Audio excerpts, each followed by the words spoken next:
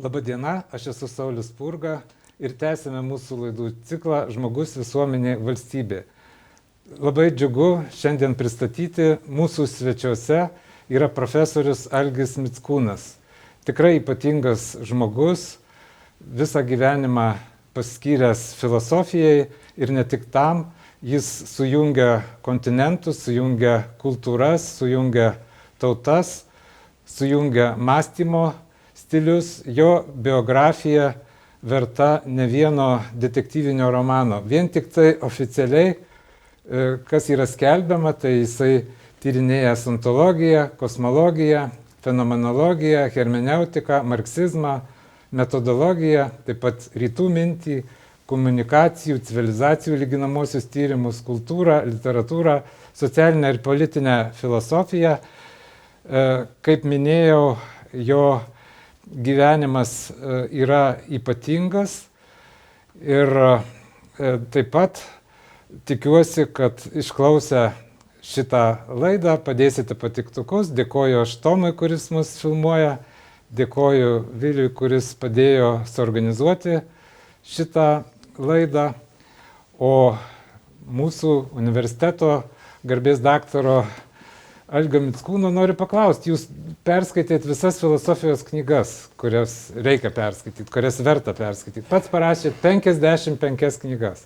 Tai vis dėlto, kas yra žmogus, kas yra visata, kas yra kosmosas, gal galėtumėt pasidalinti savo atradimu?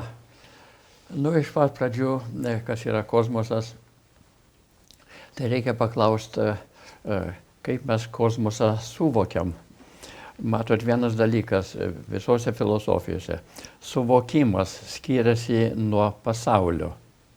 Vienu žodžiu, man suvokti daiktą nereikia būti tuo daiktu.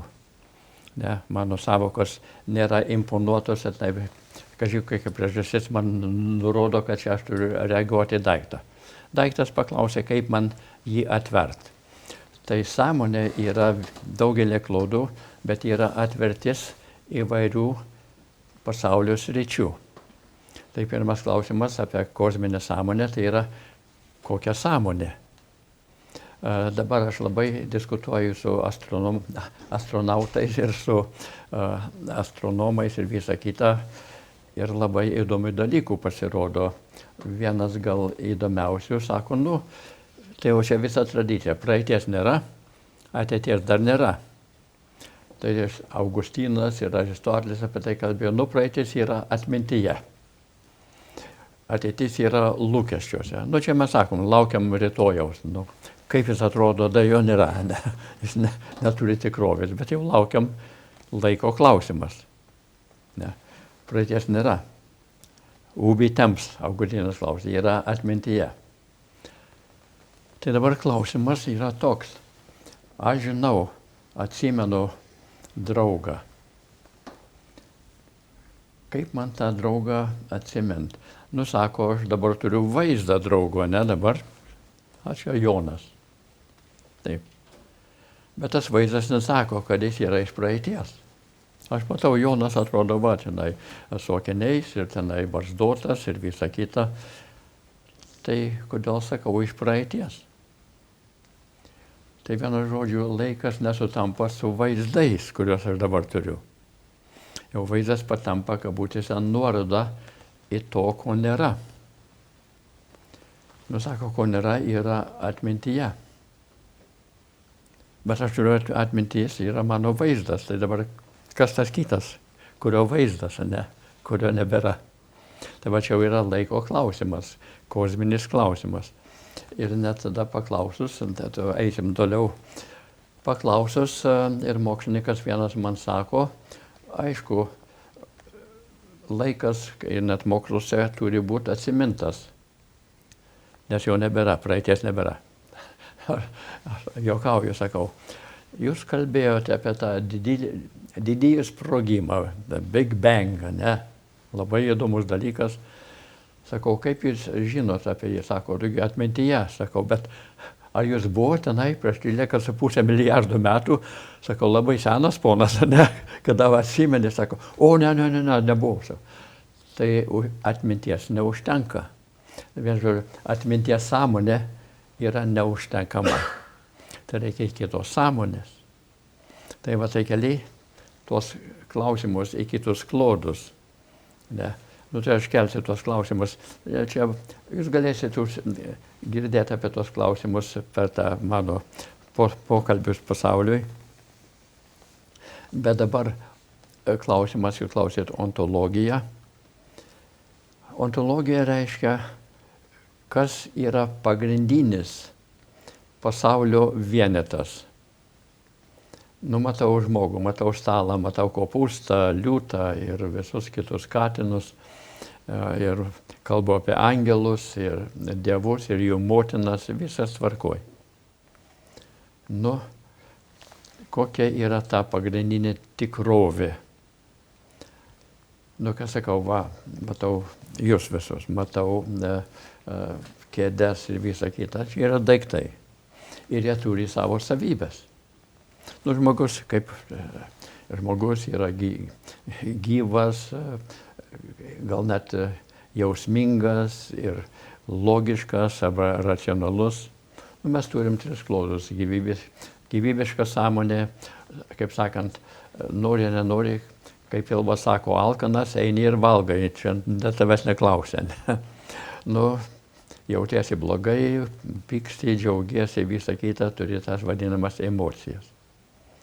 Nu, ir paskui turi kitą klodą, mes kalbam racionaliai, esam racionalios būtybės, anot klasikos, ir Platonas, ir Aristotelis, sako, aišku, esam tokios būtybės, turim tris klodus sąmonės.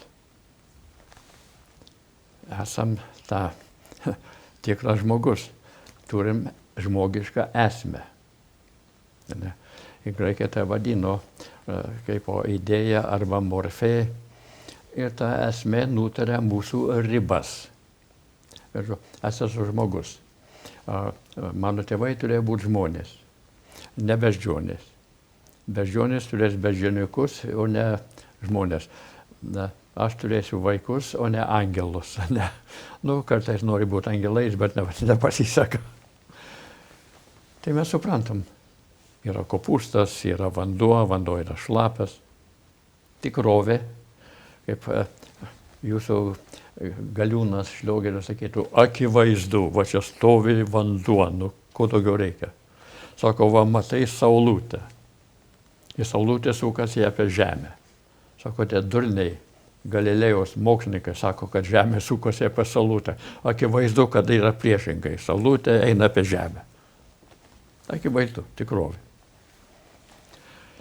Nu, tai čia filosofija ta nutarė klasikinė, bet, matot, filosofai nepasiduoda taip lengvai, kad jau nutarėm, kad taip yra tikrovė. Klausia Demokritus toksai, ar ką mes matom, tikrai yra tikrovė, ar ne. Nu, klausimas iškyla. Kiekvienas daiktas, ar čia būtų obuolys, ar kriaušė, ar žmogus, yra sudėti iš dalių. Tai galim padalintą daiktą į dalis. Įdalinam toliau ir toliau į smulkesnės dalis. Pagaliau į smulkiausias dalis nebepadalinamas. Ir Demokritas sako, tos dalys vadinasi atomos. Mes turim atomus taiga. Aha, nu tai kas? Nu tai reiškia, mes suma atomų. Agregatas. Iš tikrųjų, požiūrių yra daugybė, bet gal pradėkime dabar tradiciškai, kaip viskas prasidėjo. Jūs gimėt 33 metais ir oficialiai Kirkliniuose Panevėžio rajone, taip? Taip. Bet kai kalbėjome, aš sužinau tokį gana įdomų faktą, kad Lietuvoje gyvendamas 12-13 metų jūs nelankėte mokyklos ir buvote neraštingas. Ja, nu nebuvo mokyklos. Buvo mokykla, reikėjo mokėti žąsiukus ganyti, reikėjo mokėti kaip telikus papenėti ir visą kitą, pavalgydinti reikia. Ir tenai mokėti kaip šokti, šieną mint ir kaip vaikščioti per rugienas basam, nes jeigu nemokė vaikščioti, įsidursi koją, bus labai skaudu. Buvo mokykla, labai Tai jis buvo svarbi. piemuo tiesiog tuo metu. Jo, Tėvų ūkija, taip? O taip, ūkininkavo mane. Pažinojom grybus, kurios nuodingos, kurios geros ir kurios uogos skanios ir visa kita žaliojoje girioje. Ja. Ir po to, žodžiu, kai artinosi Raudonoji armija, Sovietų armija, tėvai nutarė nepasilikti Lietuvoje. Taip. Nes mano tėvas buvo pirmo karo savanoris, tai jau bolševikai jį, kada pirmą kartą atėjo Rusijos armija, tai jis jau ieškojo kaip priešo, bet jau kada vokiečiai dar atėjo išlaisvinti, tada vokiečiai atėjo išlaisvinti mus. Dabar grįžta vėl išlaisvintojai. Rusijos armija. Tai ką daryti? Nu tai žinot, kaimiečiai, nu visi, nu ką, kur jums ten keliauti, kur jūs keliausit, nieks jūsų nenori niekur, ne. Čia. Mes paprastai žmogeliai, kas čia mus rūšis, ne, nebijokim. Tėvas sako, man bus galas, bet kur keliauti? Vokietija mūsų neįsileis. Bet tada buvo, tėvas nuėjo kitą kaimą iš Kriklinių į Pompinus ir ten buvo radija. Išgirdo žinias. Išgirdo, kad Vokietija paskelbė karą Amerikai. Grįžo namo, sakau, važiuojam į Vokietiją. Sakau, Vokietija pralošė karą. Koks beprotis galėtų paskelbti karą Amerikai. Čia banalybė, nu, sako, jau Vokietija žlugo. Tai iškeliavome į Vokietiją ir Vokietija žlugo. Bet ta kelionė nebuvo lengva, su vežimu, su daiktais. Mes su arkliais keliavom su vežimu, prisikrovę tenai ir kumpių, ir duonos, ir kilbasų, kaip sakyti, ir javų. Ir keliavom tarp dviejų frontų. Čia sovietų ta kariuomenė, čia vokiečių kariuomenė, mes vidury.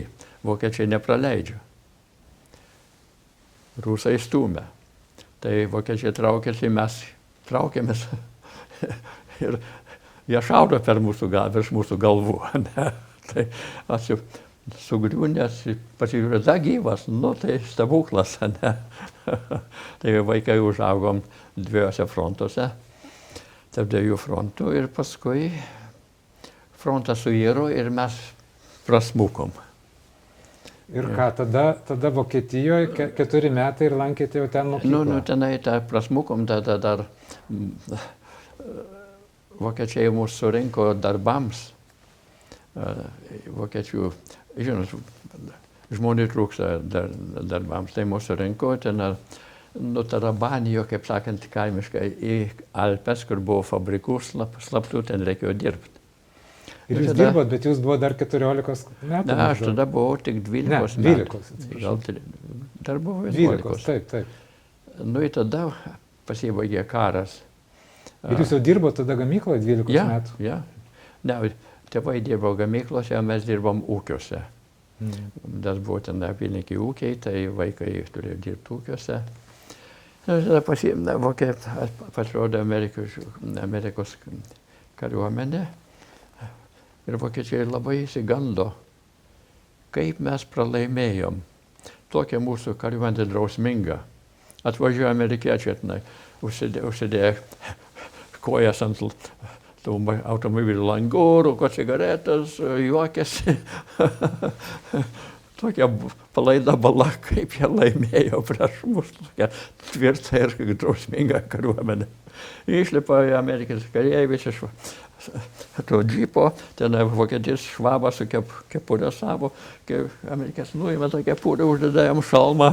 Tu žiūrėk, kareivis amerikietis, Ja, tai sako, čia neįmanomas dalykas. Nu, tada surenkamos visus į lagerius. Tuos, kaip sakant, dipukus, displaced persons. Ne?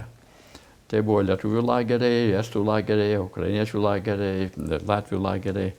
Ir tada sukūrė mokyklas. Ir tada pradėjom eiti į mokyklas. Ne? Nu, ir po to, po kelių metų, tada reikia emigruoti, uždaro lagerius.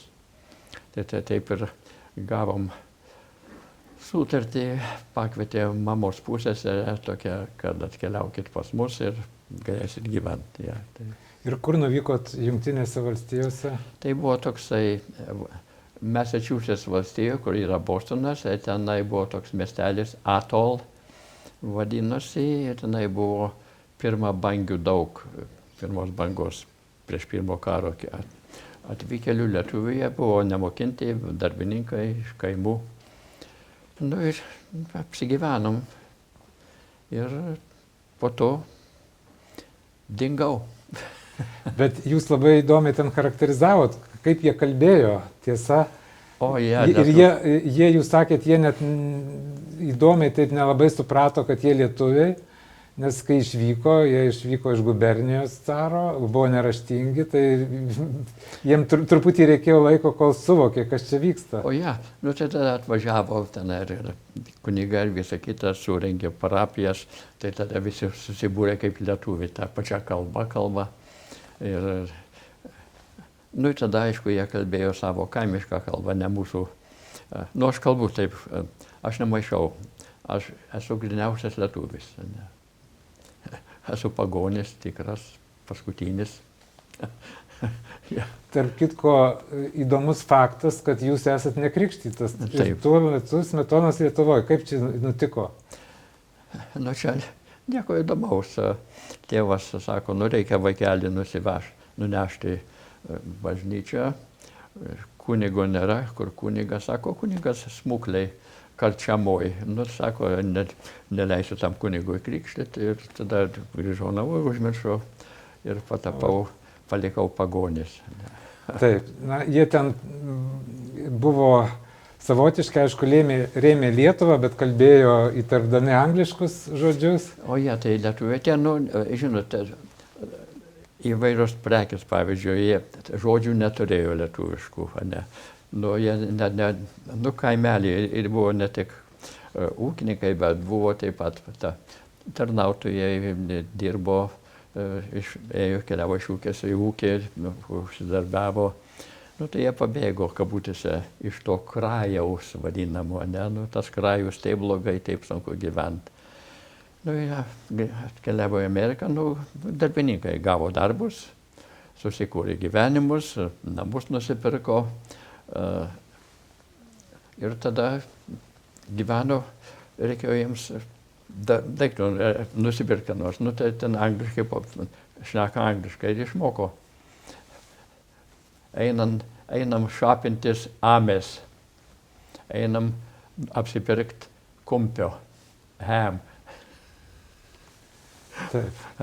Ir kalbėjo labai, jau tai jau žinojo, kad jie yra lygus piliečiai, amerikiečiai visi lygus, nu tai visi ponai, o čia visi buvo mužikėliai, o čia dabar ponas ir ponė, eini gatve, ei, kaip tavo misis? O, pretty good, kaip tavo mister? O tie atvykusi jau antros bangos, vadinkim, tai buvo labiau išsilavinę. Nu, čia buvo elitas jūsų. Visi. Režisoriai, advokatai, tenai, kapitonai ir vadinosi save. Gavo darbus, žinai, jie negalėjo sakyti, aš važiavau į Ameriką, buvau kapitonas, dabar man duos tą kapitono pareigas, turėjo tai gauti darbą, nu tai fabrike ir kitur. Bet vakare, tai kaip ponia kapitonė, jūs žinot, kas darosi tenai. Nu, nieko tokio, ponia režisoriau.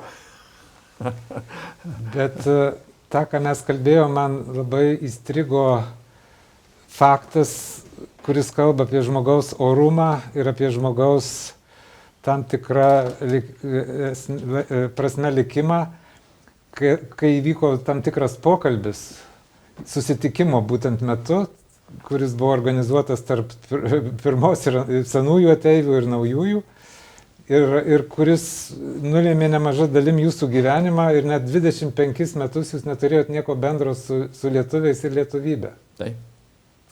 Tai kas ten buvo? Nu, matai, aš sakau, tas elitas, ne? Tai tie vietiniai pirmos bangos labai... Nu, žmonės tokie geraširdžiai. Sako, dabar reikia padėti jiems naujams ateiviams. Tai jie buvo pakvietę tų naujų ateivių, kurie neturėjo sutarčių, nei giminių, tai tie paprasti žmogeliai pirmos bangos. Sako, nu va čia iš krajo, žmonės vargsta, reikia juos pasikviesti. Atkeliavo apie 30 šeimų į mano miestelį tą mažą, ne? Ten buvo beveik 2000 tų šeimų pirmabangių. Ir pasikviečia tuos naujabangius, o tie, nu, čia mes, ponas Moras kapitonas ir taip toliau, o čia tai paprasti žmogeliai, nu, ką padarysi, reikia juos toleruoti.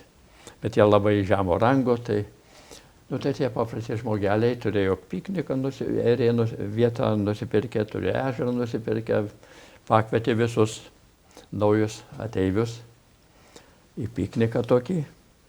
Tenai alaus ir tenai valgių ir visą kitą, kaip padėti jiems naujiems.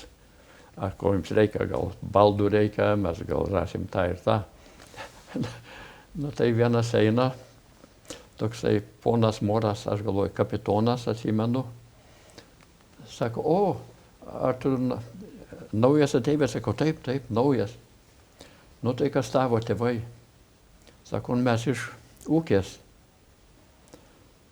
Tai jūs mužikai. Sako, gal taip. Sako, niekada nesakai, kad esi lietuvis. Bus toks įžeidimas Lietuvai, kad tokie kaip tu esat lietuviai. Mužikėliai. Sakau, gerai. Niekada nebebūsiu lietuvis. Negu tokie aukšto rango žmonės nenori pripažinti manęs lietuvių ir dingau iš lietuvybės. Ir apsisprendėte išeiti į karą. Taip prasidėjo. O kodėl nusprendėte išeiti į karą? Jaunas esi, aš buvau 17 metų.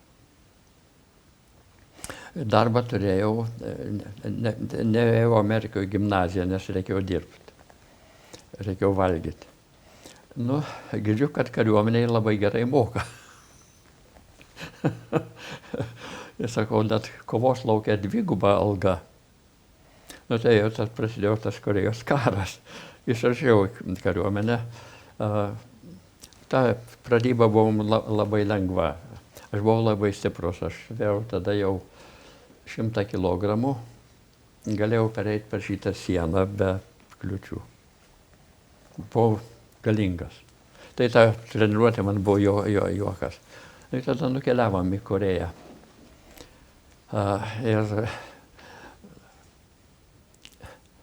Ir tą Pusan, Pusan uostas ir išlipom. Koreja yra labai drėgna, lyja, žliaugia, tokia drimbla. Iki pusę batų baklydai, kaip sakant, surikiavo mūsų 2000. Ir sako, kapitonas, sako, kas nerūko ir negeria. Aš sakau, gal čia bus geras darbas, gal valyt batus generolui. Aš sakau, nerūkau ir negeriu. Ir dar tokie kiti 2. Iš 1000? Ja, su manim. Iš 1003 negėrė ir nerūkė? Savanoriai. Aha, taip. Tai pasodino į tokį, toks mažas sunkvežimiukas su būda. Tvarko ir važiuojam. Valandos praeina. Privažiavom Seulą, sostinę. Subombarduota. Tenai gavom kavos ir kelią, traukiam toliau. Tiesiai į frontą. Ko reikia? Žvalgybų. Žvalgybos žmogus turi eiti per priešų linijas ir rasti taikinių užnugaryje.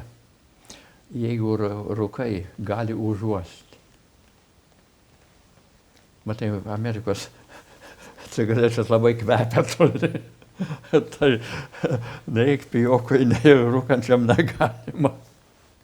Tai atsidūriau tiesiai fronto linijose, paskui nuvežė į tokį kalną, tenai buvau, kalnuota Koreja, tarp tokių uolų, ten matėsi visą, labai toli matėsi, ten reikėjo žiūrėti, kur važiuoja priešų tankai, ten būrėsi, tai buvo surasti taikinius artilerijai ir aviacijai.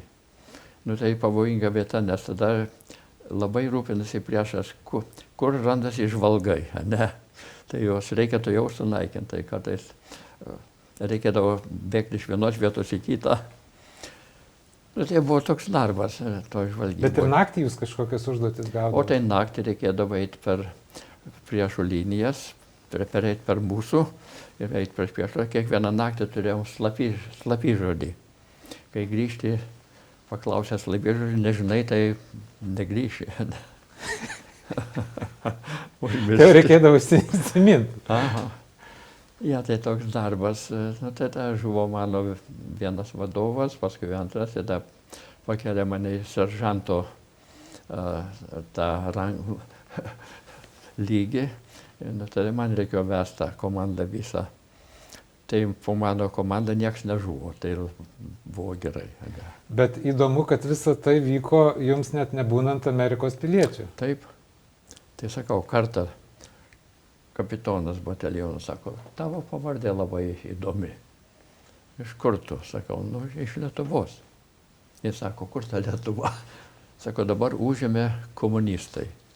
Sakau, dabar, aš pasigyriau, sakau, sužinojau, kad čia komunistai nori užimti Pietų Koreją, sako, dabar stoja jau kovo prieš komunizmą. O, sako, puikus vyras mūsų. Ir paskambino generolui, sako, yra kareivis mūsų kariuomenėje yra nepilietis. Sako, reikia, kad jis būtų pilietis. Generolas paskambino Vašingtonui, yra komisija pilietybės kongreso ir man paskyrė pilietybę. Bet niekas nežuvo, bet jūs pats buvot sunkiai sužeistas. Ja, garantuoju vieną dalyką, žmogeliai, žmonės, nebijokit mirties, jos neatsiminsit. Tai papasakokit, kaip ten buvo. Labai irgi keistomis tokiamis buvo sužeistas ir, sakyčiau, dramatiškomis aplinkybėmis. Nu tai mes grįžom vieną naktį, suradę, kad tenai būrėsi kiniečių daug kariuomenės. Grįžom atgal, sakau, bus puolimas, reikia, tai kapitonas bataliono paskambino daugiau jėgų atvežti ir visą kitą gynybai. Ir atvažiavo toks generolas, jis jau nori tenai viską diktuoti, nu gerai, tai generolas. Nu tai mes sugulėm vien žodžiu su kulkosvaidžiais ir visokie gerybėmis gintis ir buvo puolimas ir tada. Tas generolas norėjo parodyti, atsistojo, rodo, sakau, beprotis, čia eina kulkus, aš atsistoju nugriauti ir dingau. Ir jum pataikė kulka į smilkinį praktiškai, taip? Ir todėl toks durnas. Ir jinai ką, išėjo pro kitą pusę? Ja. Ar liko smegenyse? Neliko. Kiaurai? Ja. O jūs buvote su šalmu? Ja. Bet čia šalia buvo šalmo, ja. Taip. Tai va, ir tada atsibundu, gražu, balta, gražuolė, apsirengus baltai, šypsosi, Japonė, sakau, matyt, danguje esu. Tai 5 dienos išbrauktos iš gyvenimo. Ja, nebuvau. Ir jokio tunelio, jokių pokalbių. Nebuvo, aš nesiminsit mirties, garantuoju. Nebijokit. O tai buvo baisu, kai miriau, nesiminsit. Tai sakyčiau, kad nelabai toli nuo smegenų kulka pralėkė. Ja, gal ir palėtė, nežinau, todėl išprotėjau ir pasapau filosofu. Tai čia pat ir akies įvairūs nervai ir kiti dalykai. Kiekviena buvo daug silpnesnė. Bet dabar matau, labai gerai matau. Ir dar kol kas. Ir kiek laiko jūs ten Japonijoje gydėtės ir kiek praleidot? Tai man Japonijoje tai iš palengvo, bet tada jau leido man pasivaikščioti, nu tada aš, matot, kovos lauke turi daug pinigų susidirbti. Nebuvo kur išleisti. Tai aš nusisamdžiau taksį, sakau, būkit 24 valandas. Prie mano tos vietovės ten buvo aviacijos ligoninė, Otsu miestelis toksai, arti Kyoto sostinės, senovės sostinės. Nusakau, kada noriu pavežiok. Tai mano vienas slaugė sako, turiu draugę, kuri kalba šiek tiek angliškai. Tai sakau, nu gerai, kad bus palydovė, tai vežioju po Kyoto miestą, tenai rodė, nu tai tikra Japonija, ne, ten Kyoto yra visos šventyklos ir kaip ta Šinto ir visa kita. Nu tai vieną kartą buvom tokiam restorane, aš žiūriu pro langą, sakau, va tokie namukai aplink Kyoto, kas jie yra? Jinai sako, o tenai zen meistrai gyvena. Meistrai. O aš žinau, kas meistras yra, žinai, kalvis ir visa kita. Mes turėjome meistrus gerus, ir šiaučius, ir kraučius, ir visa kita. Tai sakau, ką jie mokina, tie meistrai, ką jie dirba, sako, o jie mokina zen. Zen. Kas tas zen, nu sakau, tai reikia pasiklausti. Tai sakau, nu važiuojam, nuvežk mane prie vieno, tai tas vežikas mus privežė prie tokio namuko. Tai mano to palydovė pasibeldė, ten žai durys neatsidaro, taip šliaužia durys. Atidaro duris. Toks mažas dėdukas. Aš sakau, kas tas dėdukas, sakau, čia meistras. Tai jinai suklupo prieš jį, nusilenkė iki žemės. Ir pradėjau kalbėti su juo, rodyti mane. Dėdukas pasižiūrėjo, linktelėjo, tai sako, jis parodėsi jo meistrystę. Sakau, kokia yra, sako, jis yra lanko meno meistras. O, sakau, mokina medžioti. Sako, ne. Tai kokia čia durnys, lanko menas, išmoksti lanko meną nemedžioti. Sako, nemedžioti. O, sakau, čia kažkas keista. Nu tai paklausiau, sakau, parodyk man tą, gal jis parodys tą lanko meną, ką jis daro. Nu jis sutiko. Parodė, kaip tas menas yra, jis pasiėmė lanką. Ir žinote, lankas turi savo svorį, ne kiek jis sveria pats, bet įtampos svoris. Tai buvo kas tai 30 kg lanko svoris įtampos. Tai dėdukas pasiėmė tą lanką, pakėlė virš galvos, įtampė, įdėjo strėlę, už 20 metrų taikinys, va tokio didumo, tiesiai taikinį. Sakau, labai įdomu. Gal mane pamokintų. Nu tai man sutarė, kad jisai mane pamokins 2 kart per savaitę, 2 valandas. Nu atvažiuoju sutartų laikų kitą kartą. Jis jau nusilenkė mandagiai, aš jam irgi išmokau lankstytis labai gražiai, mandagiai. Nu ir tą kartą parodė, padavė man lanką, nuėjo atsisėdo zen pozicijoje ir žiūri. Nu aš tą lanką pasiimu, sakau, taigi tas suskis, žinai, gal nei 50 kg nesvėrė, sakau, nu jeigu jis taip gali, aš pasiimu tą lanką, negaliu patempti. Kas čia darosi? Kaip jisai patempė taip lengvai, o aš negaliu. Nu jis nieko nesako, aš tą lanką tampau ir man kojų susideda. Tampiau. Nu ir tampau, jis nieko nesako, 2 valandos praėjo, jis atsistojo, linktelėjo, tai išleidžia mane. Nu taip pradėjau, kiekvieną kartą grįžtu, jisai vėl atsisėda, nieko nesako ir aš tampau tą lanką. Pradėjau tampyti, geriau ir vis toliau, vis geriau. Kas nuo karto jisai paprašo, kad atsisėsčiau su juo prie staliuko, jis padaro arbatos ceremoniją. Ir yra zen ceremonija. Reikia mokėti, kaip arbatą padaryti. Mes atsisėdam. Ir aš kartais noriu kažką paaiškinti, tai tylėk ramiai. Tai sukūrė tokią gyvenimo ramybę, kad nėra tenai ko išsišokinėti. Viskas ramu, ir išmoksti, ir visa kita. Nu tai tęsiasi ilgokai ir Aš tai jau pradėjau ir išmokau šaudyti, su lanku tai pataikau ir visą kitą. Jis nieko nesako.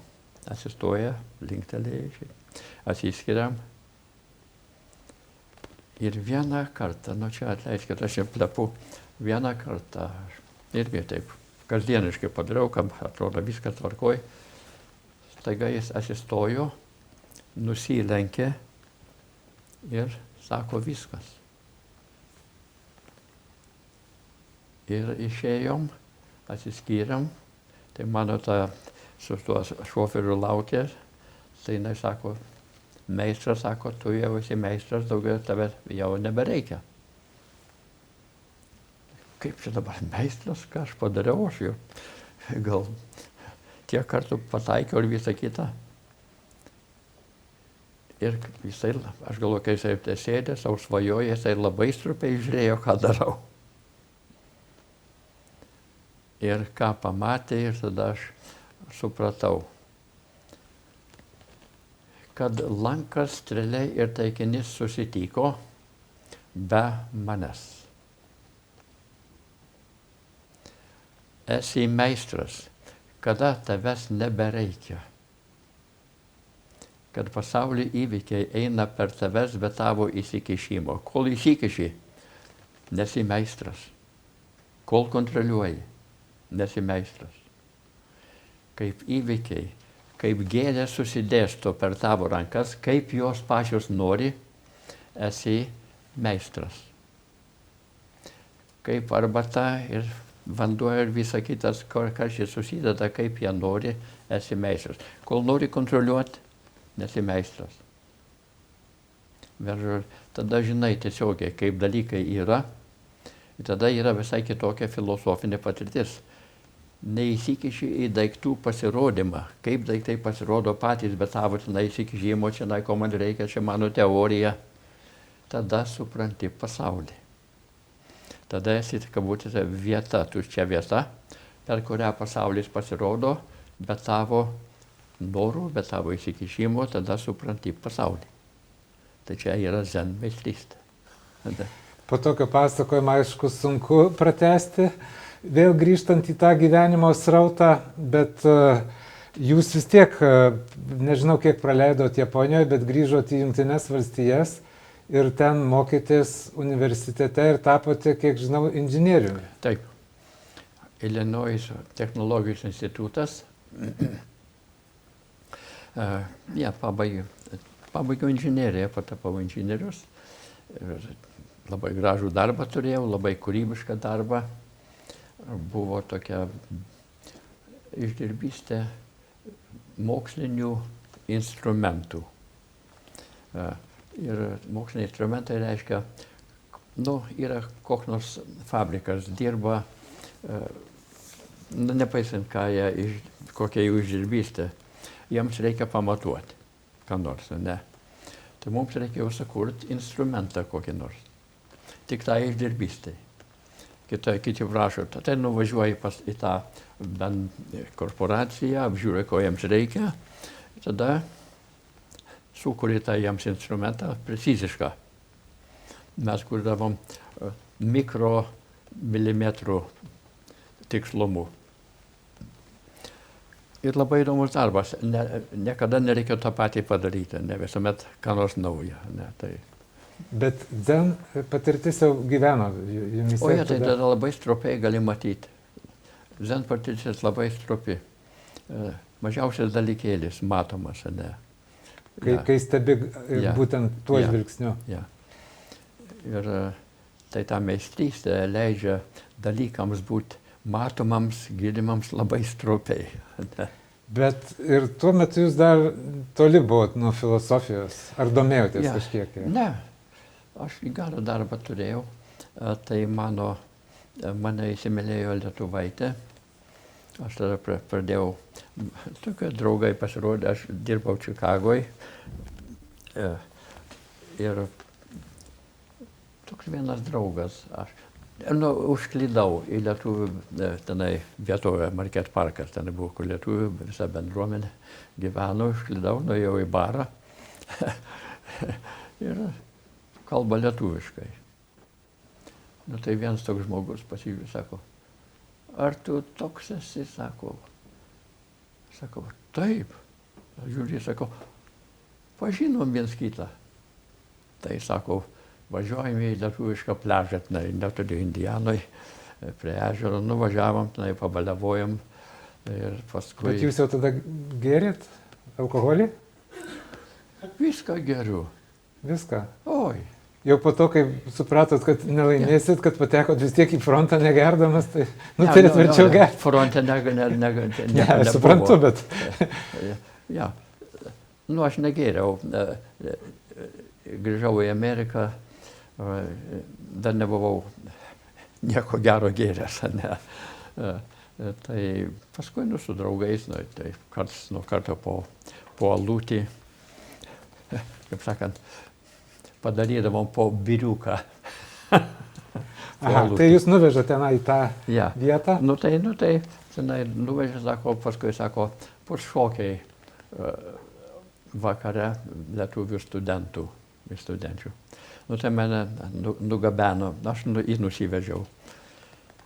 Ir tenai buvo panelių ir po tų šokių, tik aš vienas turėjau darbą, turėjau automobilių, tai man ta draugė sako, va čia dvi panelės nori, kad jas pavežtum namo. Nu gerai, tai kas man pavežiau namo, palikau, kur jos gyvena. Nu ir už savaitės man tas draugas kalba, sako, bus balius. Sako, tos dvi panelės labai domisi. Kas esi, iš kur esi? Nu, sakau, aš esu, kas esu, tai sako, nori pakviesti balių, sako, mane pasiimk, aš jis neturiu automobilio, pasiimu jį, nuvažiuojam į tą balių. Nu, tenai, baliavojam, geriam jau tenai lietuviškai. Nu, ir paskui tas panelė viena sako, dabar aš gyvenu kitur, gal pavežėk mane namo, pavežėjau namo. Sako, gal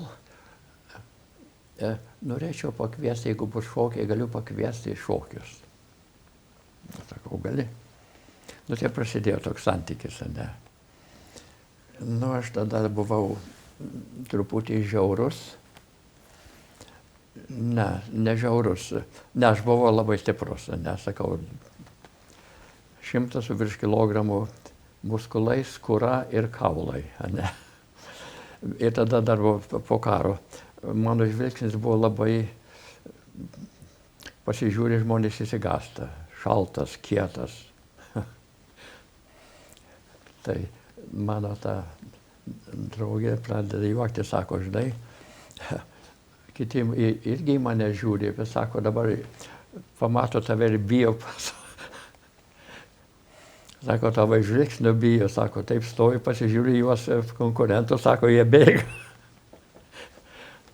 Nu tai ir apsivedėm. Jinai sako, prie tavęs jaučiuosi kaip tvirtoviai, nieko nebijau.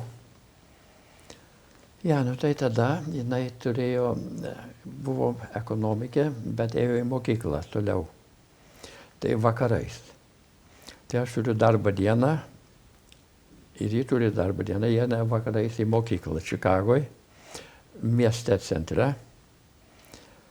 Tai aš su juo nuvažiuoju, tai aš bastausi tenai. Ir ką daryti? Einu pro tokią pastatą, tenai žiūriu, DePaul universitetas. Šviesos visur, einu į vidų, vaikštau tenai. Universitetas. Tai sakau, ką dabar daryti? Būtų įdomu, ką nors. Nueinu rusų literatūrą. Aha, sakau, įdomi. Buvau skaitęs truputį, Čechovą ir visą kitą. Sakau, užsirašysiu. Tai mokytoja tokia rusė, tokia tikra. Sako, gerai, kitą semestrą atkeliauk, pradedam naują ciklą. Dabar jau paskutinis ciklas. Paskutinis semestras. Tai aš bastausi, žiūriu filosofiją. Aha, tvarkoj, užsirašau. Patiko. Vieną semestrą, kitą semestrą vėl užsirašau, ir paskui rusų literatūrą, ir paskui trečią semestrą. Ir ateina katedros vedėjas filosofijos, sako, tai pats studijuoji filosofiją. Sakau, ne. Jis sako, tiek kursų paėmęs jau tau galim duoti bakalauro laipsnį. Sakau, ja, jei nori duokit. Nu, bet tada sako, bet reikia matematikos, tenai fizikos, sakau, aš turiu inžinierius bakalaurą. Turiu visus tuos, sako, duok duomenis. Atsiuntė, sako, duodam bakalauro laipsnį. Sako, norim, kad studijuotum filosofiją magistro lygmenyje. Kodėl ne, sako, už dyką. Tai aš pabaigiau tą magistrą per metus, bet tuo metu dar nepabaigus gaunu laišką iš Vokietijos, švietimo ministerijos, Deutsche Akademische Austauschdienst, Vokiečių akademinis pasikeitimas. Sako, esi kandidatas, duodam stipendiją studijuoti Vokietijoje, filosofiją. Visko užmokam, kelionės, išlaikymą, visą kitą. Pasikalbu su Irena, sakau, važiuojame į Vokietiją. Kodėl ne?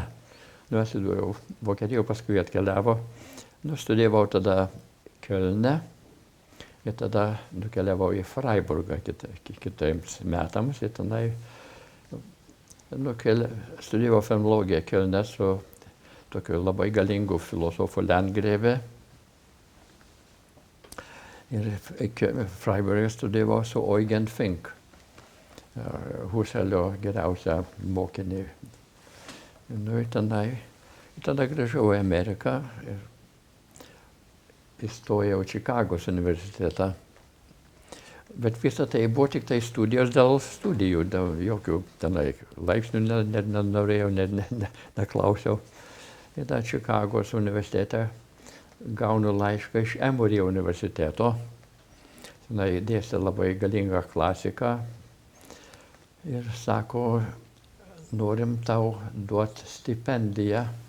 Nereikia nei dėstyti nieko. Pas mus pabaigti doktorantūrą. Kodėl ne? Nu, pabaigiau ir tada sakau, grįžim grįžau į tikrą darbą, kaip inžinierius, turėjau karjerą gerą. Nu, ir tada gaunu laiškus iš universitetų, kviečia dėstyti filosofiją. Tai gavau tris, vieną iš Kalifornijos, vieną iš St. Louis, Missouri, trečią iš Ohio. Nu, tai aš nukeliauju į Ohio, universiteto miestas. Apylinkė gražiai, gamta, 300 000 hektarų girių aplink. Miestas tik mokiniai ir profesoriai universitetas. Tai tikras rojus. Visko yra. Teatrai, simfonijos ir tenai kviečia pasaulinio masto žmonės paskaitoms ir su dviračiu už 10 minučių prie ežero. Sakau, čia tikra Lietuva. Nu, gamta man patiko, nu, tai atsidūriau tenai. Ir pradėjau karjerą, kaip sakant, dėstyti. Nu ir pavyko. Ta mano fenologija yra, matot, filosofija, tai yra klasikinė. Fenologija yra grįžimas į klasiką. Husserlio eidetika yra Platono idėjos. Ne? Tai ir pradėjau dėstyti ir tada daugelį katedrų, daugelį disciplinų buvo labai lėkštos. Net ir, pavyzdžiui, filosofija buvo dauguma, kaip ta logika, kaip Kantas sakytų, a priori tuščia. Ne. O aš pradėjau dėstyti tokius dalykus, kaip tiesiogiai suvokimą, sąmoningumą ir visą kitą. Nu ir pradėjo pasirodyti studentai iš įvairių disciplinų. Sociologija, politologija, paskui komunikacija. Ir pradedu dėstyti tokius dalykus, kaip pavyzdžiui semiotika, hermeneutika irgi, ne. Tai nieks kits to nedėsto komunikacijoje. Semiotikos nieks neturi, hermeneutikos nieks neturi. O visa tai yra komunikacijos pagrindai, ne. Pradėjo pasirodyti studentai, doktorantai. Ir tas gandas, kad yra kiti klodai suvokimo. Ir jie, studentai, pradeda reikalauti, kad aš dalyvaučiau jų disertacijų komisijose. Ką darysi, profesoriai turi sutikti. Tai vienas iš pirmųjų, pirma studentė buvo muzikė, koncerto lygmens smuikininkė. Tai buvo tada, buvo kaip ta palyginimų menų katedroj. Ir buvo pirma. Prisiryšo, kad aš ją mokinu muziką. Ir buvo tas tikras dalykas. Aš pradėjau kalbėti apie Lietuvos muzikalumą, pavyzdžiui, mūsų dainas, kurios yra kosminės ir visa kita. O jūs žinot, kad mes dainuojam kosmiškai. Ne? Ką tu purtai galvą? Ai.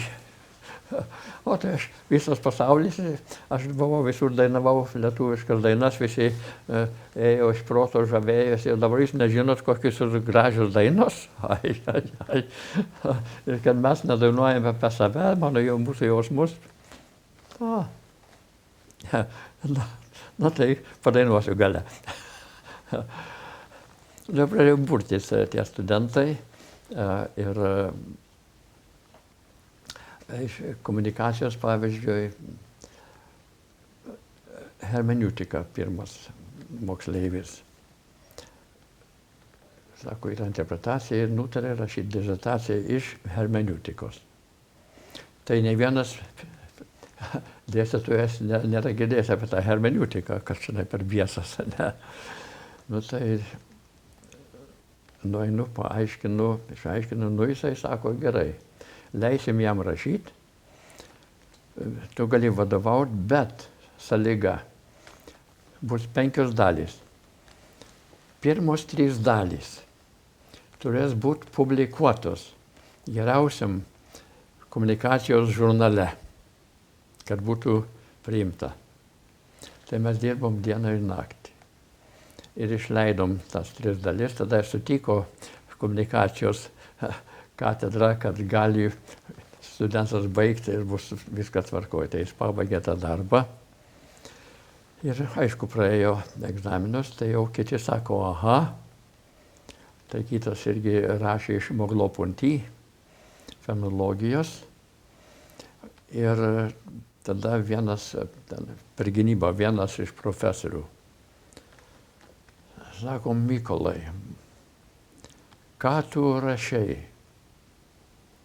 Reiškia, viską, ką mes dėstėm iki dabar, tai visa retorika sako, nebegalioja komunikacijoje. Varškas įsigando, studentas į gynybą. Jis sako, ne, tikrai, nieko prieš jūsų visų dėstymą. Profesor, bet tikrai, aš kai perskaičiau, supratau, nebegalioja.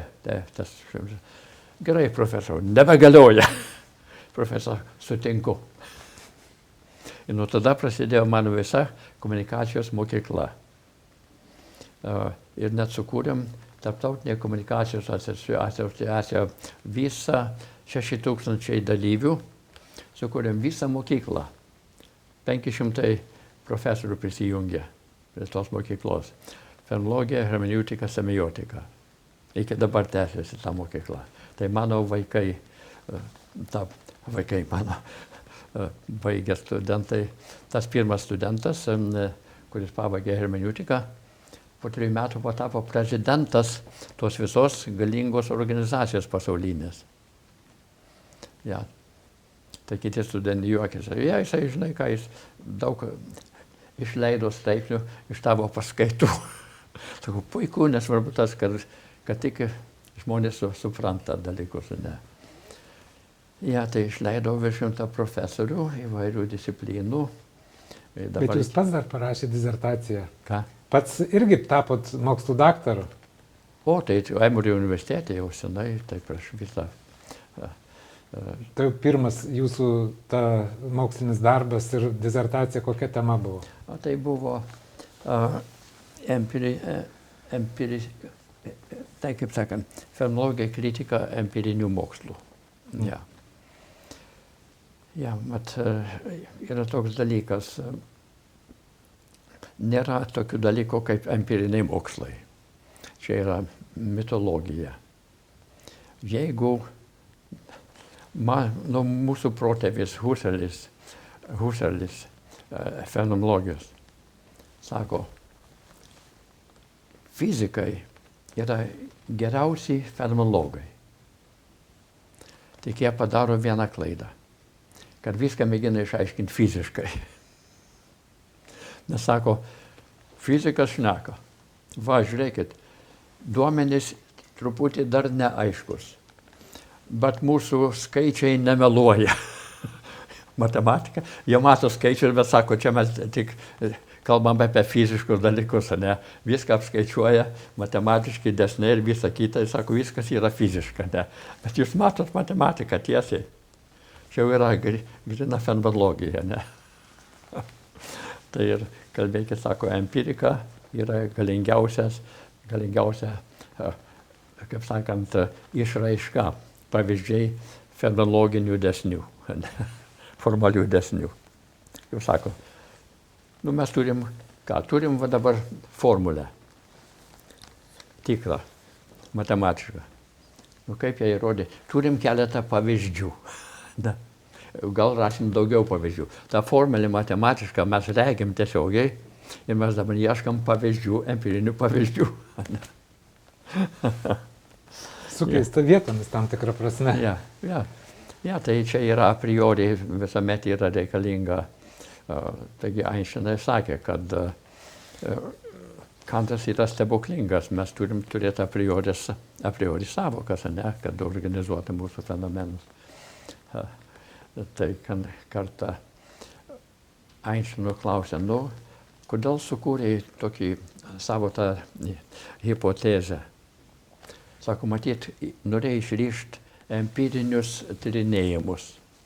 Atsimena, tada buvo Michelson Morsley, tyrinėjo šviesus tarp dviejų kalnų veidrodžiai, tyrinėjo šviesos santykius ir buvo problema. Ir sako, Einšteinai, tu išrišai tą problemą, todėl tu žinojai apie tos tyrinėjimus, sako, apie jos nieko negirdėjau. Tai kas atsitiko, sako, matai, Newtono teorija buvo labai gramozdiška. Tai aš sukūriau estetišką išaiškinimą. Ir tai yra Einšteino parašytais, susirašinėjus su tokio Polanyi, Michael Polanyi. Einšteinas prašė, jam sako, taip man įvyko, sako, aš jokių tyrinėjimų nežinojau. Ne. Tai va, sako, estetiškas dalykas. Ne. Jūs dėstėte įvairiose pasaulio valstybėse, sugrįžote ir į Japoniją, tiesa? Taip. O ja, aš išleidau keletą straipsnių, vadinamų praksis fenomenologija. Ir japonai skaitė tą ir matot, japonai labai stropus tyrinėtojai. Jie daugiau skaitė mūsų tekstų negu mes. Bet jie skaito ir tada skaito tų tekstų rėmuose. Nes kadangi ten nėra paminėta praksis fenomenologija, tai jiems to nėra. Tai aš kai pradėjau tą rašyti, jie man pakvietė dėstyti. Pirmą į vieną konferenciją, paskui sako, čia reikia tęsti toliau. Tai kaip tęsti? Sakau, sukūrėm tą. Aš turiu daug mokinių, jau buvau profesoriai visi. Sukursiu savo komandą, jūs sukursite savo komandą. Tai bus ir sociologija, ir politologija, bus ir menas, estetika ir visa kita. Ir tada diskutuosim tas visas temas. tame praksis lygmenyje.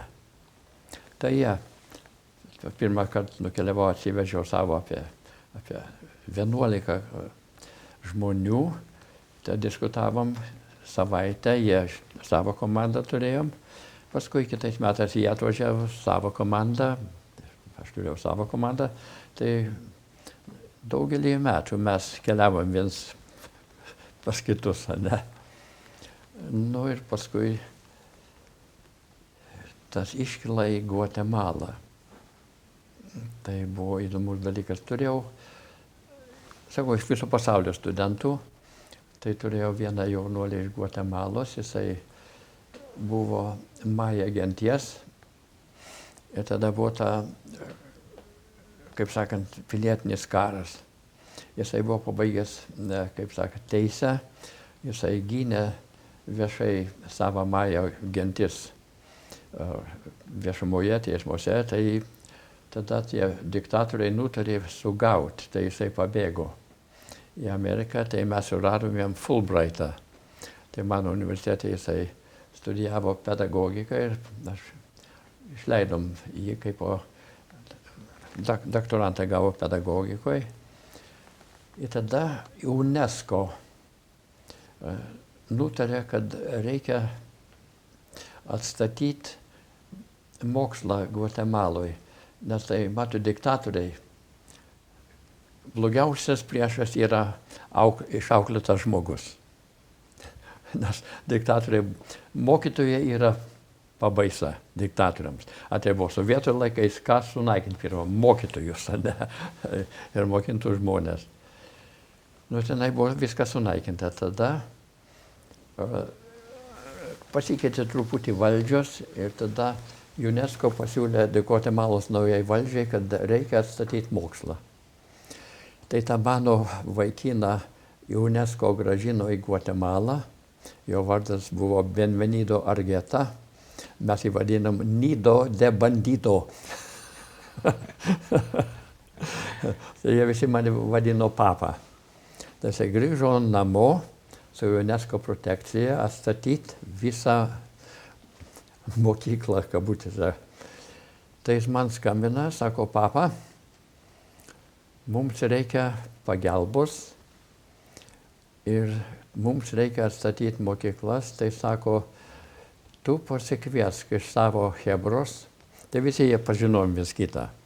Ten sociologus, politologus ir taip toliau, ekonomistus, atkeliauti į Gvatemalą ir sako, aš kursiu komandą iš Centrinės Amerikos jaunų pedagogikų ir tada diskutuosim, kokias programas atstatyti, kokiame lygmenyje, kaip studentams gauti stipendijas, išsiųsti į kitus kraštus, daryti doktorantūras, kad grįžtų namo.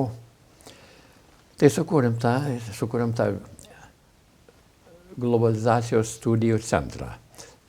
Paklausė, Nido, kokia bėda, sako, globalizacija. Ką tas reiškia, jokios kitos mokyklos nereikia, tai bus prekyba, tai, žinai, išmokinti kaip siūt batus ir daugiau nieko nereikia, bus ta neoliberalizmas, tai užgriuvo. Tai reikia statyti ir humanitarinius mokslus, ir, kaip sakant, kultūros mokslus, ypač atkurti maja kultūras, tai reikia atstatyti mokyklas, vietinės mokyklas vaikams, kad būtų dėstoma ir mokinama keči kalbos, maja kalbos ir visa kita, kad mokyklose būtų vaikai mokinami, kas yra, kaip maja, genties ir taip toliau. Nu, tai visą tą metais aš keliavau pas juos su savo komandomis, keitėsi ta mano komandos, tai buvo ekonomistai, paskui tenai kultūra, menas ir visa kita. Tai ta mokykla susikūrė, tęsiasi dabar ir už tą mano darbą Universiteto Rafael Landívar man pasiūlė garbę ir doktorantūrą. Nu gerai. Ir tada man reikia kalbėti priėmime tame. Tai mano tas Nido, aišku, mes bendravom, daug rašėm straipsnius kartu ir visą kitą. Tai sako, Algis yra lietuvis, kaimietis. Tai buvo priėmimas tas, reikia skaityti tokį padėkojimą, pranešimą. Tai buvo aukšto rankų, tai buvo parlamento žmonės ir teismo ir prezidentas Gvatemalos. Ir mano tas pristato, sako, Algis yra mokytojas, bet mokytojas tokiame lygmenyje, kurį visi jį supranta, nes jis yra lietuvis kompensito mužikėlis. Ei, valio, hebra. Ja, tai įdomus dalykas, matai, aš kalbu mužikiškai. Tai tas mužikas sugrįžta, bet jau kitam lygmenyje. Jūs parašėt knygą, kuri vadinasi maždaug taip, fenomenologija ir dzenbudizmas. Tai susiję dalykai? O ja. Patirtis tiesiogiai. Patirtis Be jokių prielaidų, ne. Tai fenomenologija ieško, kaip patirti tą daiktą. Grinai kaip tą daiktą. Be jokių kitų prielaidų. Be jokių išaiškinimų. Jeigu bus išaiškinimai tvarkoj, bet pirmą reikia suprasti tą daiktą, ne. Tai fenomenologija yra tas, kabutėse, mokslas, kuris sako, jeigu nori suprasti matematiką, neįvalk nei psichologijos, nei ontologijos, medžiagiškumo, nei fiziologijos, kaip daiktai, kaip matematika yra atveriama. Reikia išmokti skaičiuoti, padalinti, padauginti ir taip toliau, mokiant tuos veiksmus, kurie parodo, kaip matematika atrodo, ne. Nei saldainukas nepadės išmokti. Sako, duosim saldainį, tai vaikas išmoks matematiką. Nieko, vis tiek turės išmokti skaičiuoti ir dalinti ir visą kitą. Tai ir juokinga. Nepaisant apie ką kalbėkime apie tą temą, nenukrypk. Ne. Tai kalbė apie mitologiją. Tvarkoj, kalbame apie mitologiją. Mitologijos kodus, mitologijos pasaulį ir taip toliau. Tvarkoj, mes neklausime, jis egzistuoja ar ne, bet kaip mes tą mitologinės būtybės matom. Tai čia nėra bėdos, mes nieko neatsisakom. Tik atsisakom, kad jeigu ką patiriam, apie ką kalbam, kalbėkim tik apie tą dalyką. Jau kalbam apie teisę, nekalbėkim apie psichologiją. Ne. Kai sako, kiek žmonių jaučiasi apie mūsų teisės. Ar jautiesi, nesvarbu, kokios yra teisės, apie tą kalbėkim. Taigi, jūsų šeima lietuviška. Žinau, kad žmonos labai graži pavardė yra Dvilaitė, taip? Taip, tai Diementytė, bet jos proseneliai buvo Radvilų šeimos. Tai jau tokie kilmingi. Ne. Čia jūsų juokas, kai jūs pasakojat, kad gavot Riterio kryžių ir prilygote jai savo kilme. Aš juokiuosi, aš mužikėlis apsivedęs Radvilaitę. Ne? Taip, mužikėlis, lietuviška šeima, bet nuo lietuvybės, lietuviškų klausimų reikalų jūs vis dėlto buvot nutolęs. Taip. Visiškai. Gvatemaloje vykdėte projektus, Japonijoje, bet kur pasaulyje, bet Lietuva nelabai šitam žemėlapį, aišku, čia buvo sovietmetis. Ir štai jūs pamatote atsitiktinai telefonų knygoje vieną pavardę, taip? Pavardė. Ir kas tai buvo per pavardė? O toksai Liūtas Mockūnas. Ir aš buvau Čikagoje konferencijoje, jau buvau dėstytojas. Ir sakau, atsimenu, kad daug lietuvių Čikagoje.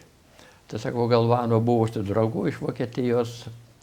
Tai man nusibodo klausytis tokių labai neįdomių paskaitų, pranešimų, tai aš išslinkau, radau telefono knygą, žiūriu, Liūtas Mockūnas, telefono numeris, paskambinu. Aš kalbu tik angliškai. Sakau, atsimeni mane, pradėjom šnekėti, sako, atvažiuok aplankyti. Nuvažiuoju aplankyti, šnekamės angliškai. Aš kalbu, kad dėstau. Aišku, Liūtas tai jau ir labai mėgo konjaką, tai jos konjakų užfundijo, tai žinai, kaip sakant, patepė kalbą, pamiklino liežuvį. Aš kalbu kaimiškai. Ir, ir tada pasibaigė kalbos, aš iškeliauju, už 2 savaičių gaunu laišką iš tokio Vytauto Kavolio. Jūsų milžino palyginimų civilizacijų žinovą ir visą kitą. Nu, tai man, sakau, tada buvo daug bėdų išversta laišką, bet sako, girdėjau, esi Lietuvos akademikas ir girdėjau, kad skaitai labai įdomią paskaitą apie civilizacijas. Bet dar čia buvo įdomus momentas, kad jūs nuėjot nusipirkti žodyną ar gramatiką, kad suprastumėte šitą laišką lietuviškai parašytą. Viską, bet tada įsiverčiau savo kaimišką kalbą. Nu ir parašiau pranešimą tai santarai, apie būties klausimą filosofišką. Nu ir kur vyko santaros šviesos suvažiavimas? Tabor ūkyje, Adamkaus, valdo Adamkaus ūkyje. Jos suvažiavo ir, kaip minėjau, mane buvo išmetę iš lietuvybės tą aukštuomenę. Tai buvo 50 metais įvyko tas minėtas pokalbis, o čia jau 75 metai. Ja. Reiškia 25 metai. Ja. Staiga aš grįžtu į lietuvybę, nueinu, keliauju, randu tą Tabor ūkį, einu su skrybelė, kaip ir dabar, kučiu mano tą, bet lengvesnė. Ir asistuoja toks žmogiukas, prieina, sako, tu Algis Mickūnas, sakau, taip, Algis. Sako, Vytautas Kavolis esu. Sakau, o, malonu, sako.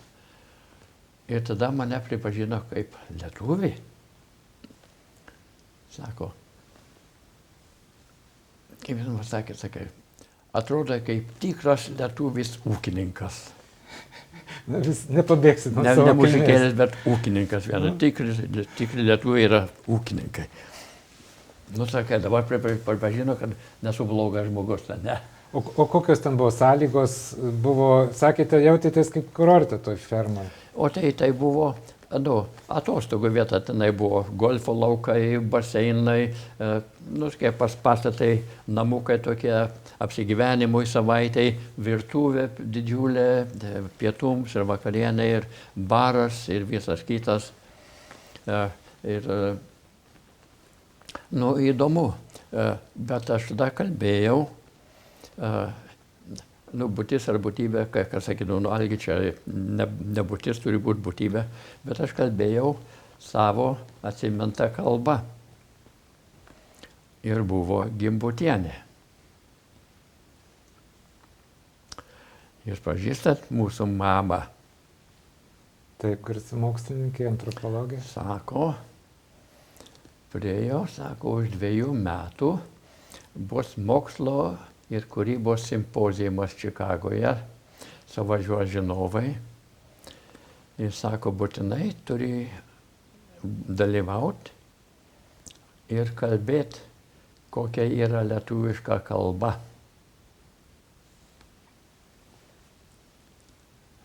Ką? Sako, tu kalbėjai lietuviškai. O jie visi kiti jau gyvena lietuvių bendruomenė, ne? Tai jau įprato kalbėti visą. Ir tai sakau, aš atvažiavau ir tad susitikau su kitais draugais ir man kalba, jie sako, hei, boisiukai, einam padaryti drinksiuką. Ir ką?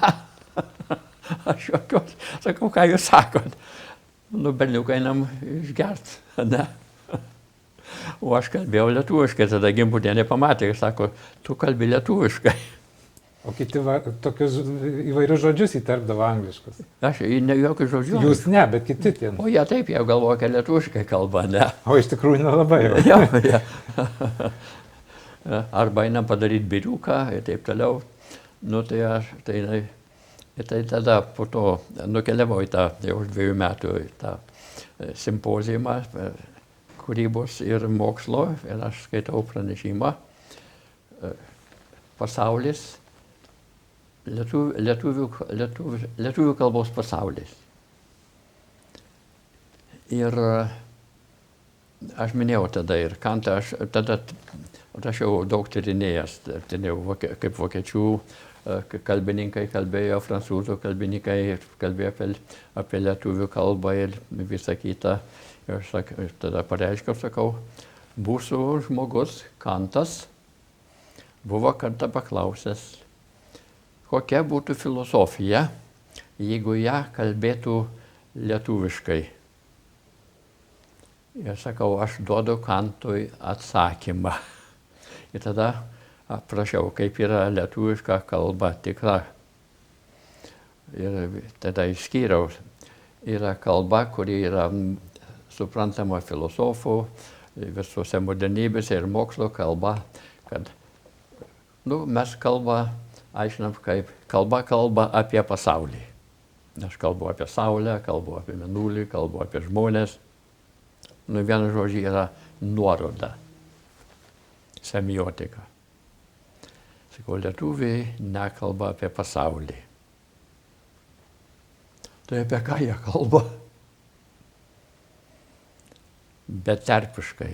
Lietuviai kalba pasaulį, ne apie pasaulį. Lietuviai kalba pasaulio kalba, be jokių terpių. Jie kalba saulutės patekėjimo kalba. Palankiai saulutė tekėjo, ten jauna mergelė linelius ravėjo. Aha, aš kalbu, kaip tada ravė linelius, ne apie ją. Tai mes kalbam, mūsų kalba tiesiogiai, jeigu mes kalbam lietuviškai, mes neturim terpės tarp mūsų ir pasaulio. Mes nenurodom pasaulio. Mes kalbam kaip mes giedam kaip paukščiukai gieda. Paukščiukai, kaip sakant, nedainuoja. Jie gieda giesmes, garbindami saulutę, ne? Jie gieda kosmiškai saulutę iš rytmečio vyturėlis. Tai visai kitaip suvokiam kalbą. Ne? Tai kai aš parašiau tą straipsnį, Gimbutienės, padėkoju Gimbutienė, išleido Kultūros barai. Šliogeris, žinote, Arvydas Šliogeris, tai jis paskaitė tą mano kalbą apie lietuvišką kalbą. Jis valstietis. Sako, Algi, verkiau.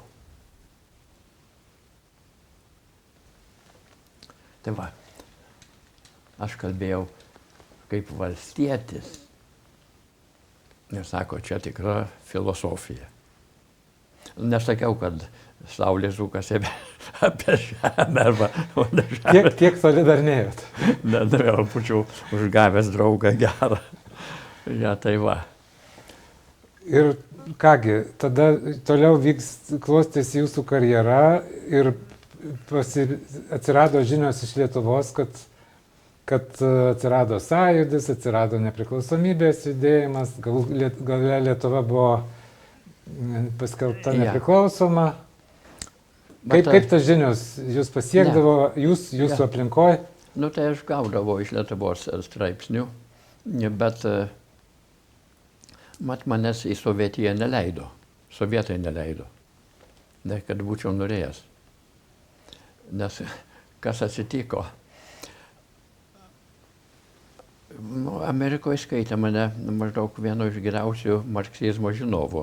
Aš skaičiau visus Markso ir Engelso darbus originaliai, ir Leniną, ir visą kitą.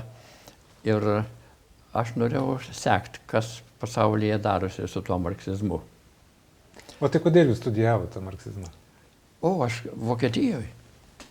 Ja, Kölne. Turėjau kaip tą dėstytoją vieną jis dėstė marksizmą, Hegelį marksizmą 19 amžių. Tai aš viską skaičiau, originalus visus. Tada aš sukūriau tarptautinės konferencijas, dabartinis marksizmo stovis. Tai kviečiau iš visur. Marksistus, net tikrus komunistus, ką jie sakys. Ir aš tada išvyščiau galingą, kabutėse, kritiką, kad marksizmas nėra filosofija. yra, kaip sakant, teologija. Tai yra teologija išgelbėjimo pasaulio. Nu, šiaip ir mokslo metodologijos pradininkas Karlas Poperis irgi labai panašiai sakė, kad jeigu tai yra teorija, į bet kurį klausimą gali atsakyti, su vienoda sėkme, tai čia nėra nei mokslas, nei... Nu, matot, tai ne tik ne teorija, bet Marksas vienas teiginys. Mums nereikia pažinti pasaulį, mums reikia jį pakeisti. Tai į ką pakeisti? Čia jau yra tavo valia kažkai kokia, ne? Jau marksizmas, leninizmas, dialektinis materializmas net negaliotų Marksui. Iš principo, nes Kanto klausimas iškyla. Jeigu turi teoriją, kuri viską išaiškina, tai įvesk save. Jeigu išskiria save, tavo teorija nėra pilna. Reiškia, Kantas gyveno kapitalizmo atmosferoje, kapitalizmo laikais. Ir jis pats teigia, kad visos teorijos yra išraiška kapitalistinių interesų. Tai reiškia, jis rašė kapitalizmo atmosferoje, tai reiškia, ir jo teorija yra kapitalizmo išdava. Jis negali tų ribų peržengti. Jeigu jis peržengė, tai yra pranašas kito klodo, kurio jis pats negali suprasti pagal jo teoriją. Pasibaigė. Tai gavau laišką iš akademijos, Sovietų akademijos. Tavo antisovietiniai veiksmai yra tokie, kad mes jūsų niekada neleisim atvykti į Sovietiją. Sakau, ačiū už komplimentą. Tai jūs taip informavo, bet jūs net neketino dar vykti? Ne, neketinau. Sako, o iš anksto praneša. Neleisim už jūsų antisovietinius veiksmus. Aš žiūriu, kokie mano antisovietiniai veiksmai. Taigi, tos konferencijos metinės, ne? Buvo visur. Tai mane prieš mėginant išmetė iš Sovietijos. Tai tada Santara buvo pakvietę mus grįžti į Lietuvą. Tai perkėlėm Santarą į Lietuvą. Ne? Tai tada grįžau į Lietuvą. Grįžau iš Maskvos. Buvo Maskvoje tada pirmas, nutarėm, kad bus pasaulinis filosofijos kongresas, jau čia Rusija išsilaisvino, tai reikia juos pagerbti, tai buvo kongresas Maskvoje, tai mane pakvietė dalyvauti. Ja. Ir tada iš Maskvos grįžau į Vilnių, ir tada buvo pirmas Santaros susirinkimas Lietuvoje. Buvo Vilniuje ir Anykščiuose. Ja. Ir nuo to prasidėjo kasmetinis mano... Nu, tada prasidėjo dėstymas visose institucijose. Ja. O kas jūs pastumėjo domėtis kosmologija? O tai nuo pat pradžių fenomenologijos. Pagrindinis klausimas yra kosmologijos. Nu, Eugen Fink, sakau, Freiburge buvo mano mokytojas. Tai čia gal paskutinis dalykas. Tai jis paklausė. Sako, jeigu mes žinotumėt viską, visus daiktus, visus įvykius, visus santykius, visas savokas, jeigu mes žinote, kas yra būtis, o tas pagrindinis klausimas, ir jeigu mes būtume būtis, mes nieko arčiau pasaulio, nieko nežinotume iš vis apie pasaulį. Kaipgi viską žinai ir nieko nežinai apie pasaulį? Aha, tai kodėl nežinai apie pasaulį? Nugi mes žinom, visos teologijos, Dievo kūrybos ir visa kita, žinom, kada prasidėjo pasaulis ir taip toliau.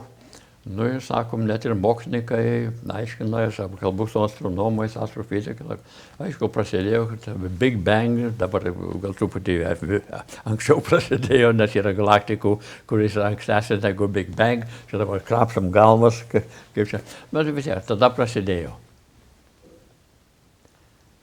Nu ir tada pasaulis vystosi iki dabar. Ir dabar pasaulis vystosi į ateitį. Aišku, ne? Klausimas. Pasaulis prasidėjo tada. Ir klausimas, ar yra kas nors daugiau negu pasaulis? Aišku, banalybė, nėra daugiau. Tai kokiame laike pasaulis vystėsi? Jeigu nėra kito laiko kaip pasaulis. Bet kalbam, pasaulis vystėsi nuo tada iki dabar. Bet nėra daugiau negu pasaulis. Kur pasaulis vystėsi? Tai pasaulis pasapo didžiausias daiktas, dabar vystosi laike. Kokiame laike? Tai suprasnom kosmosą į daiktą, sako, dabar didžiausias balionas vystosi laike, ne? Kitaip sakant, mes esam pasaulio viduje ir mes nelabai galim suvokti, įvertinti objektyviai kažkaip. Sako, dabar mano pasaulio požiūris į pasaulį. Taigi, tu esi pasaulyje, kaip tai tą pasaulį žiūri, kaip turi požiūrį. Tai kaip supras dabar tą pasaulį, tai mano klausimas. Čia mano bus visa programa, diskusija apie tą kosminę sąmonę. Visai tik kitokia sąmonė negu daiktų sąmonė. Ir iš tikrųjų, tų filosofinių srovių, teorijų labai daug, kiekvienas netgi mąstytojas, kiekvienos filosofinės mokyklos viduje savo įneša naują, bet kur yra sprendimas, kur yra tikrovė, tiesa? Bet tai man paliko tą sprendimą. Kiekvienas pats savo gyvena. Tai, žodžiu, dzenbudizmas yra gerai, bet pažiūrėkime iš kitos pusės, vis dėlto pasaulyje yra agresijos. Yra neteisybių didžiausių. Kaip jūs tai vertinat? Aš vertinu, kad žmogus, klasika sakė, mes esam racionalus, žmogus nėra racionalus. Jisai yra tuštybė. Ar jūs matote tuštybės apraiškų dabartiniam politiniam gyvenime? O, visur. Oi, aš turiu veikalą išėjęs. Angliškai The Empty Side of Power. Tuščia jėgos pusė. Nu, čia paprastas dalykas. Paklausiu dabar. Imperatorius turi imperiją, turi vergų, turi rūmų, turi maisto, ką tik nori. Nieko nereikia, perteklius. Ir iškeliauja. Ir ant karietos parašyta. Atkeliavau, pamačiau, nugalėjau. Ko tau reikėjo? Lyg kad būtų tuštuma, kurią aš noriu užpildyti dar pergalę kitai, dar viena. Nieko nereikia. Empiriškai, biologiškai, fiziologiškai. Nieko nereikia. Ir yra tuštuma, nori daugiau. Mes kaime vadiname tokius žmonės apžioros. Konsumeris. Bet kai kurie lyderiai nori išlikti istorijoje. Nu, taigi gali išlikti istorijoje. O tai nėra vertas tikslas? Gali būti menininkas. Taigi, ta istorija, jie nieko naujo neįneša, pasikartoja. Dar vienas būdelis, dar didesnis būdelis. Nu ir kas iš to? Dabar mes susiduriam Jungtinėse valstijose su tokiais reiškiniais, kur labai sunku padėti į kažkokią tai dėžutę. Kaip jūs vertinate šitos pokyčius ir kas čia per ateitis laukia? Nu aš sakau, aš dėstau psichiatrams ir pasikalbam apie tokius įvykius, labai įdomius, apie kitos žmonės. Nu tai aš žinau iš tyrinėjimų, kad viena svarbiausia kūdikio yda. Kūdikis sėdi, tai visko yra. Bet jis viską į save kemša, tepas jį ant savęs, kemša į save, viską griebia į save. Ir įsimurzina vis tiek. Vienu žodžiu, kūdikis nori kažkokios apsaugos ar ką nors, bet viską į save. Tai žmonės, kurie taip elgiasi kaip Putinas ar Trumpas, yra kūdikiai nesubrendę. Viską savo. Aš geriausias, aš pasaulį išgelbėjau, aš. Ne. Čia ne tik narcizas, bet viską nori sugriebti. Mano daugiau teritorijos, nieko nereikia, bet man. Tai čia kūdikis, čia ir nesubrendę žmonės. Psichologiškai, išauklėjimo, taip toliau. Tai tokių žmonių yra daug, ne? kai sako, ot laimingas žmogus, mirė toks turtingas. Sugrebė milijardus, dabar laimingas, žiūrėk, aš mirštu, dabar turiu milijardus. Ne? Bet Jungtinėse valstijose vis dėlto visuomenė yra suskilusi, pasidalinusi, įtampos kyla, galų gale vertybių kaita ir ritas ir per pasaulį. Kuo gali tai išvirsti? Ir karas tai vyksta Ukrainos. Nu, Kaip jūs vertinat? Ar jau mes stovim žmonėje prie ribos kažkokios? Nu tai Ukraina laimės, čia aš garantuoju. Dalyvauju pokalbiuose. Kada prasidėjo karas, manęs paprašė parašyti straipsnį, tas Journal of Eastern European Studies, tas leidinys Rytų Europos studijų apie karą Ukrainoje.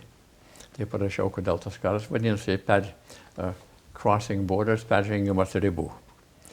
Tai išaiškinau pagal klasikos suvokimą. Klasika turi labai gražių suvokimų. Tai buvo klausimas Tukidido Polipenezijos karo klausimas. Tai tokie rėmai. Ir tada buvo suprantama, kodėl yra tas karas. Tai beprotybė, kad rusų, kaip yra ta suvokimas įdomus, vis gal skaitėt Duginą ir kitus, ja.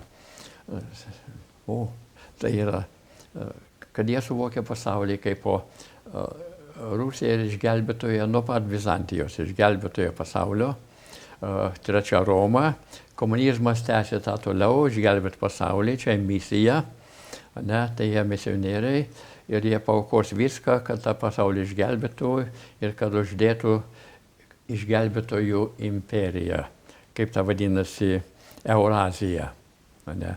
Ir Gengis Kanas yra pavyzdys, kokia būtų ta imperija. Tai čia ir Duginas ir kiti apie tą daug kalbėjo ir jie yra, kabutėse vadinami, filosofai. Ja. Ir didysis priešas yra demokratija, nes ant palaida bala nėra stiprybės, visi džiaugiasi, džiaugtis negalima, reikia būti rimtiems, pasiaukojusiems ir visa kita. Tai mes esam kaltybė didžiausia, nes matai, Putinas irgi yra pareikštas kaip to Kirilo, kai jis Dievo stebuklas, ne? Jis dabar išgelbės pasaulį nuo gėjų eitynių. Matai, kas kam rūpia, ne? Kas su kuo mylisi? Oi, čia gėjai, blogybė, jie ne taip mylisi kaip aš, ne? Jeigu į tą kreipi dėmesį, reiškia labai patrauktas. Aš nekreipiu dėmesį, man neįdomu, čia jų reikalas, o čia visi prisryšia, o čia. Reiškia labai įdomu, nes kaip patrauklu, nes, kai sako, nekalbėtume apie kas savo nereikšminga, ne? Ja, tai čia Rusijos, kabutėse, išmintis. Nuo Lisbono iki Vladivostoko, ne? Ir visi taip kalba Rusijai, nu tai pasiaukoti reikia, visi žūsim, bet mirsim už kažį kokią. Ja. Tai gal iš kitos pusės, o kaip dzenbudizmas dera su dirbtiniu intelektu, gal jisai čia žmonijai meta iššūkį? Tai dirbtinis intelektas yra, ir dabar net jeigu yra žmogus toks neracionalus, toks gropštus, kaip sako, visi yra priešai visų, tai gal mūsų klasikinis intelektas irgi buvo dirbtinis, nes neužteko, kai mūsų prigimtas dalykas, tai būtų visi racionalūs. Dabar atrodo, kad dauguma žmonių sukūrė teorijas, kurios aiškina viską neracionaliai. Ne? Tai čia valia jėgai, taip toliau, nu, tai viskas valia jėga, jėgų sandoriai, taip toliau. Tai gyvenimas visas, nu tai dabar pešamės, ne? Nu, čia banalybė yra tuštybė.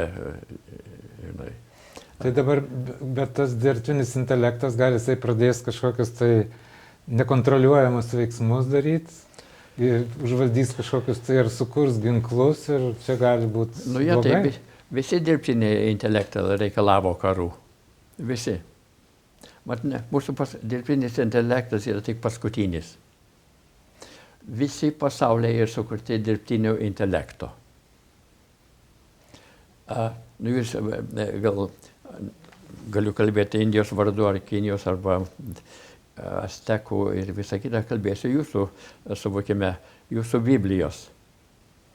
Prieš pasaulio kūrybą jau buvo pasaka, dangiškas klodas.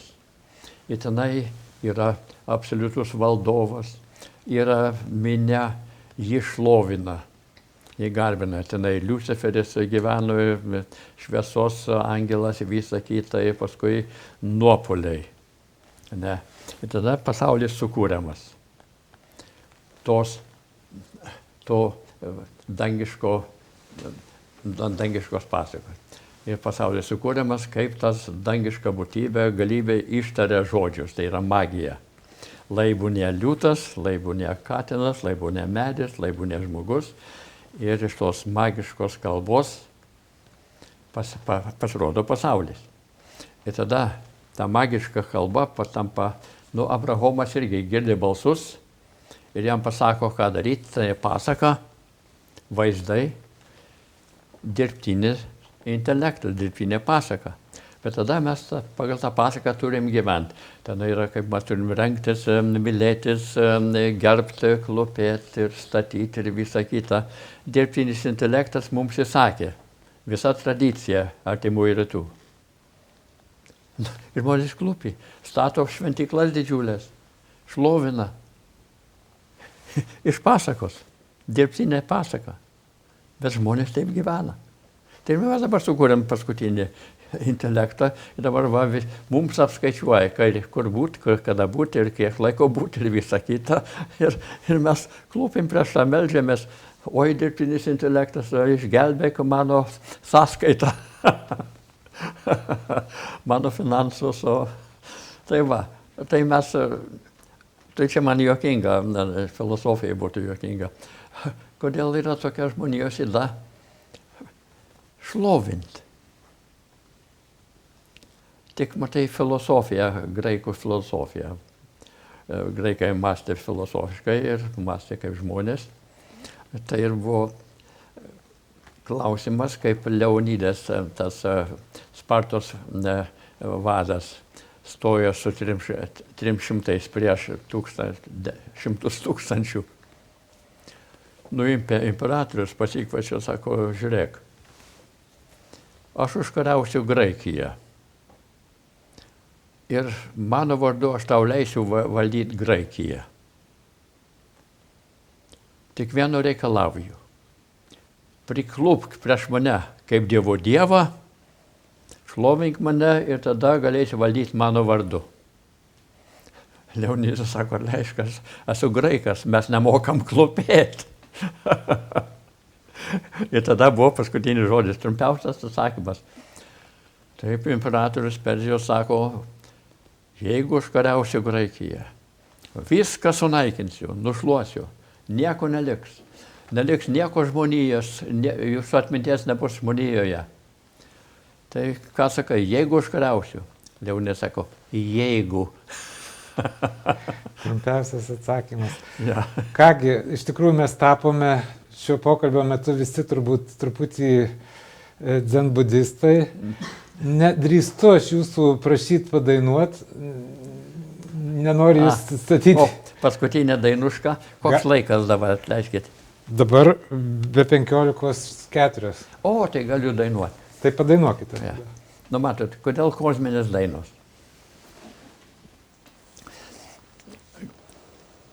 Matai, pagal Zen, atleiskit, Zen budizmas nėra religija, atsiminkite, ne, yra patirtis.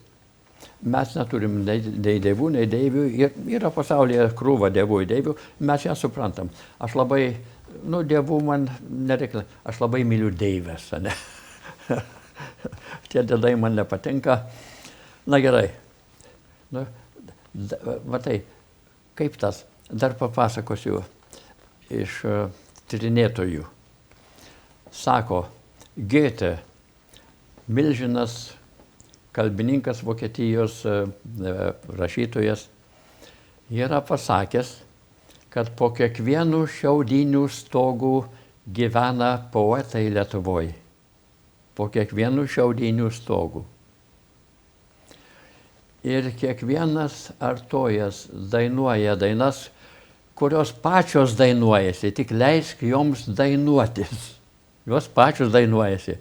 Pakviečia mus jas giedoti, ne? Tai ir mes, kaime mes dainuodavom vakarais, susibūrėm po darbų, į svalę visi įlipam, eina per mūsų kiemą svalia, duburai, tai suprakatavę žmonės įlipa, nusimaudo, apsirengę vieną erdvę, nieko baisaus. Ir tada dainuodavom ir graidavom su harmonika kokią nors, ne, ir šokdavo. Ir tai sako, dainos pačios dainuojasi. Tik leiskim joms dainuotis. Daug dainelių aš girdėjau tyliuoju vakaro laiku. Daug dainelių aš girdėjau tyliuoju vakaro laiku.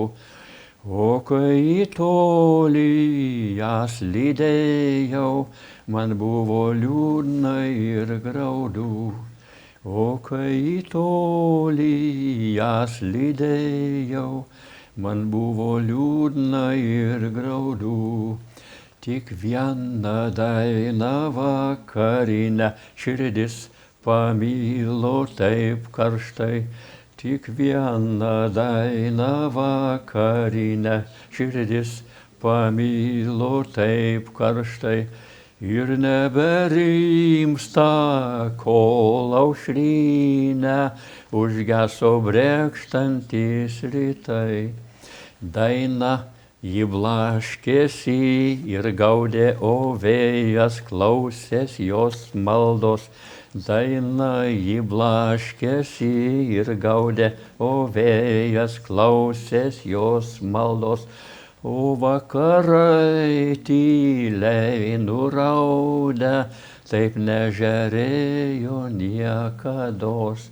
Tai va, aš nedainavau. Daina pati gaudė, pati blaškėsi ir gaudė, ir vėjas klausės jos maldos, ir vakarai tyliai nuraudė, nieko apie mane. Nuostabu. Aš tas dainas seku. Daina ir tą dainą į tolį jas lydėjau, ne į tolumą, į gelmes. Puiku, profesorius Algis Mickūnas, ačiū Jums ir iki kitų susitikimų. Ačiū už tokią galimą pasikalbėti su žmonėmis žmoniškai.